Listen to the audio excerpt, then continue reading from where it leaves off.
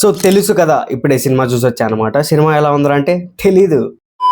అసలు మీరు రిలీజ్ చేసిన టైటిల్ అనౌన్స్మెంట్ గ్లిమ్స్కి, మోషన్ పోస్టర్కి, టీజర్కి, ట్రైలర్కి, అక్కడున్న సినిమాకి ఏమన్నా సంబంధం ఉందా? ఇప్పుడు నేనంటే ఇంటర్వ్యూస్ అవి ఇవి చూస్తాను, నాకు తెలుసు ఇంతవరకు ఎక్కడ రివీల్ చేయని పాయింట్ సినిమాలో ఏదో ఉందని టీం చెప్పుకుంటూనే వచ్చారు. ఇప్పుడు జనరల్ ఆడియన్స్కి, ఇంటర్వ్యూలు అవి ఏవి చూడని వాళ్ళకి, జస్ట్ మీ టీజర్లు ట్రైలర్లు చూసి సినిమాకి వచ్చిన వాళ్ళకి ఏం చెప్తారు? ఇంకా కొంచెం సినిమా గురించి మాట్లాడాలంటే సినిమా చాలా ఇంటెన్స్ గా స్టార్ట్ అయ్యి బ్యూటిఫుల్ డైలాగ్స్ తో, సీన్స్ తో, ఫ్రేమ్స్ తో అలా వెళ్ళిపోతా ఉంటది. సినిమా స్టార్ట్ అయిన 15-20 మినిట్స్ కే చాలా జరిగిపోతుంది.